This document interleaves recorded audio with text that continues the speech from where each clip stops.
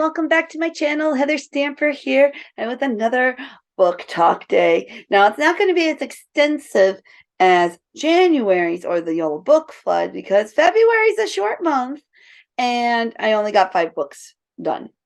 A lot of stuff going on with school and stress and stuff like that there. So at least I'm somewhat timely this time. So yay me.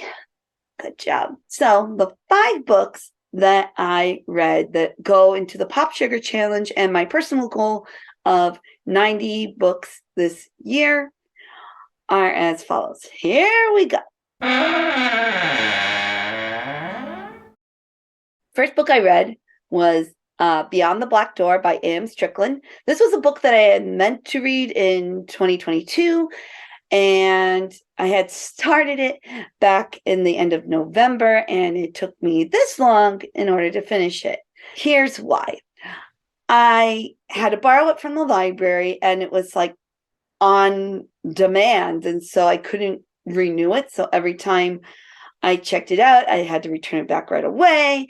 And, because of all the things going on, it took me a couple of checkouts before I could get the thing finished.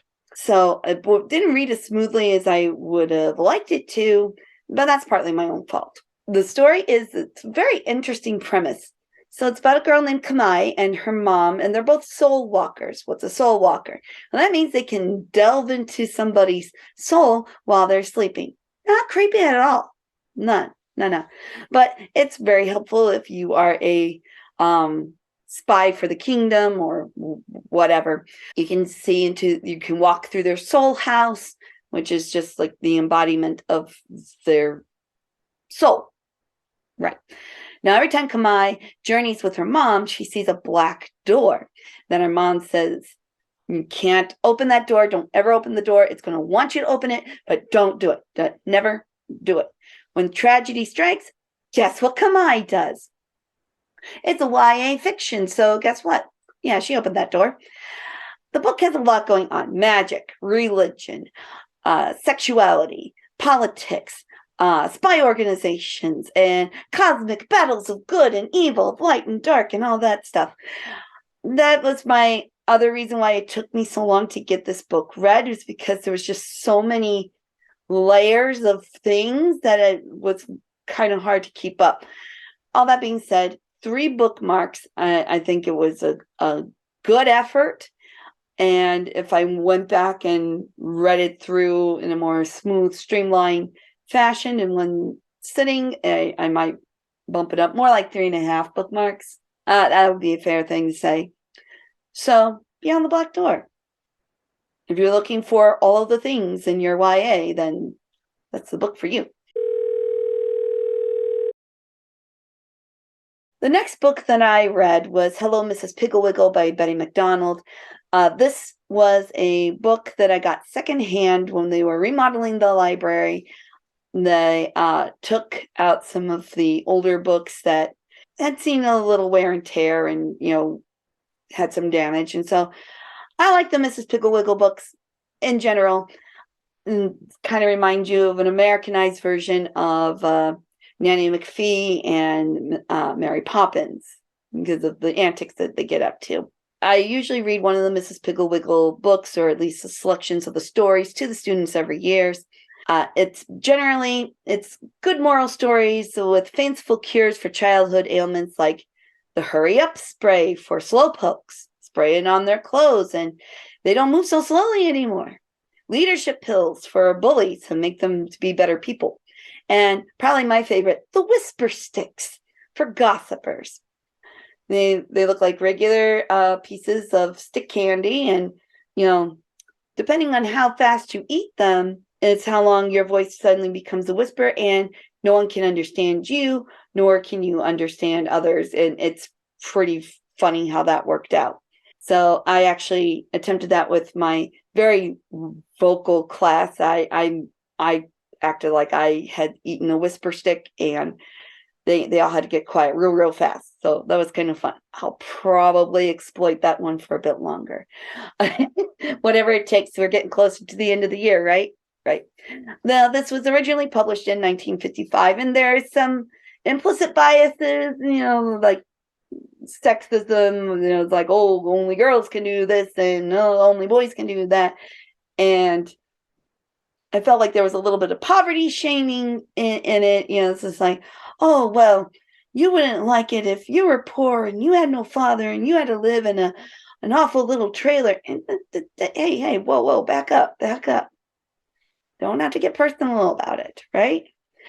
Things like that. I did alter some of the language or skip certain paragraphs because I was reading it aloud to students in 2023 and didn't want to have certain discussions. I don't usually do that with my books that I read to the students. I usually read it straight, but I had to read my room differently this year, so it's just like, let's just take the best that we need and then go from there. So that being said, since it does have some things that don't age well, it's 30 bookmarks. It's good core things, but you might have some awkward conversations about certain things that weren't a problem in 1955.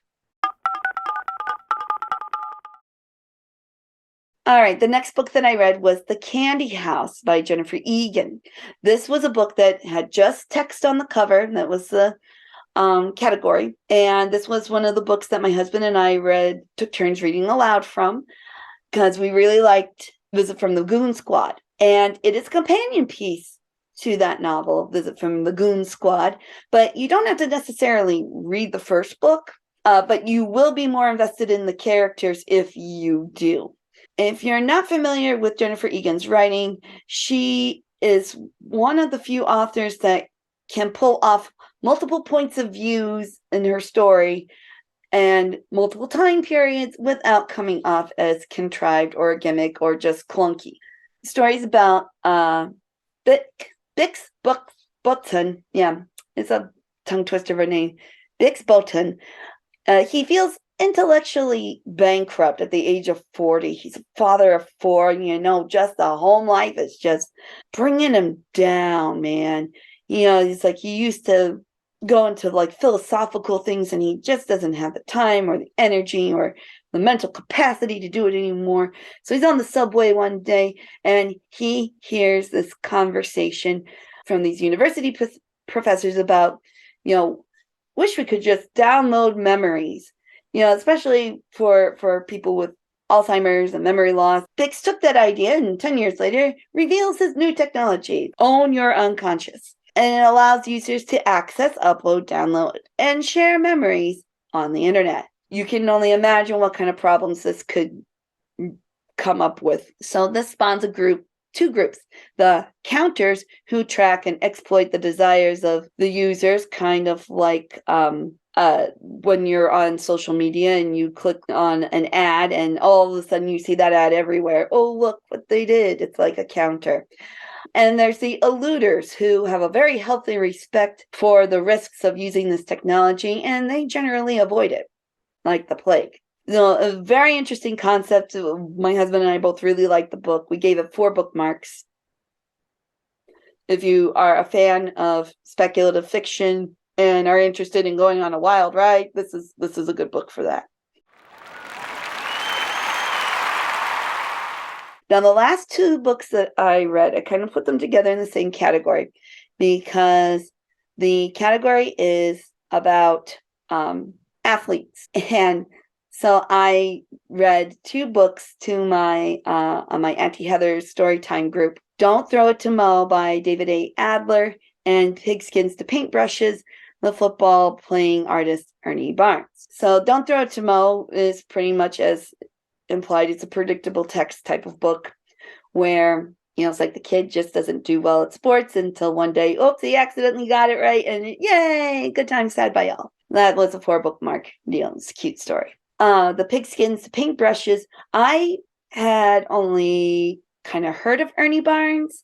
He played before my time, but it was a really interesting picture book biography about this guy who, as a kid, really liked drawing and painting, and he was told he couldn't do that and be successful because of the color of his skin and what they thought was manly back at that time. So he kind of had to keep that on the DL, and he ended up getting good at football and ended up being drafted and played for a few years. And then after his playing days were over, he got a job painting murals at the stadium that he used to play at, and it kind of like spun off into other things. If your parents or grandparents watch the show Good Times, there's a painting in the title screen. That was him. So I've seen that painting, and it's like, oh yeah, when Nick at Night, it's like was a thing. And so it's like, that was very interesting. Learned some things. Quite cool.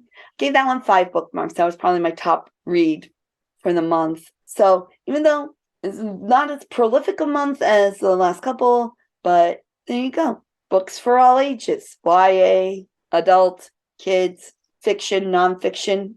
Pick what you like. Go for it. All right. Well, if you like these types of videos, please click like, subscribe, dingling the notification bell, and I will see you in the next video. Take care, everybody.